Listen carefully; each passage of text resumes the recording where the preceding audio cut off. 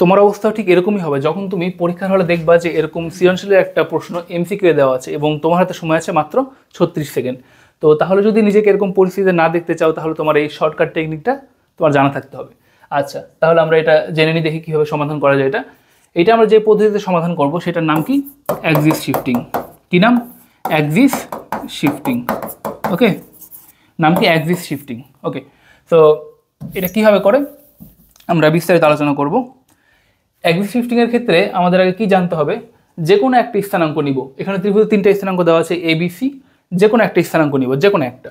তো বিটা ধরলাম বি, তাহলে বিকে আমরা শূন্য বানাবো, বি এর ভুজ এবং কোটিকে শূন্য বানাবো। শূন্য বানাতে হলে কী করতে হবে? -1 থেকে যদি শূন্যতে যাইতে চাই তাহলে এটা কী করতে হবে? 1 একক বৃদ্ধি করতে হবে।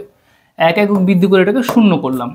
তাহলে এটা যেহেতু 1 একক বৃদ্ধি করছি, বাকিগুলো 1 একক বাড়ায় নিতে হবে। তাহলে 3 থেকে বাড়ায় 4 করব। এইটা -4 থেকে বাড়ায় কত করব? -3 করবে, 1 একক করে বাড়াচ্ছি।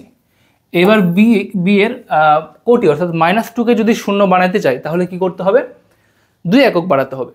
আচ্ছা, তাহলে 2 একক বাড়ায় এটাকে কি বানাবো? শূন্য। তাহলে ওইটাকে 2 একক বাড়াইছি।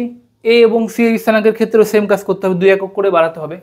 তাহলে এইটাকে যদি 2 একক বাড়াই দেই এটা হয়ে যায় 0। ওকে, আর 3কে যদি 2 একক বাড়াই তাহলে কত হবে? 5 হবে। তাহলে এই যে দুটো স্থানাঙ্ক পাইলাম, এইটা হচ্ছে আমাদের নতুন কিসের স্থানাঙ্ক? এটা হইতেছে নতুন এ এবং সি এর স্থানাঙ্ক।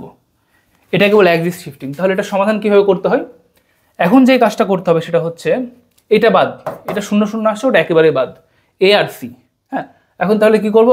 এ থেকে যেটা পাইছি এ এর ভুজের সাথে সি এর কোটি গুণ করব এবং এ এর কোটির সাথে সি এর কি গুণ করব? ভুজ।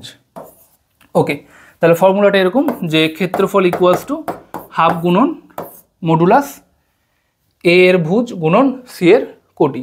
তাহলে -3 × 0 করলে কত হয়? 0। ফর্মুলার মাইনাস, আর এ এর কোটির সাথে কি গুণ করব? সি এর ভুজ। তাহলে কত আসতেছে? 5 × 4 20।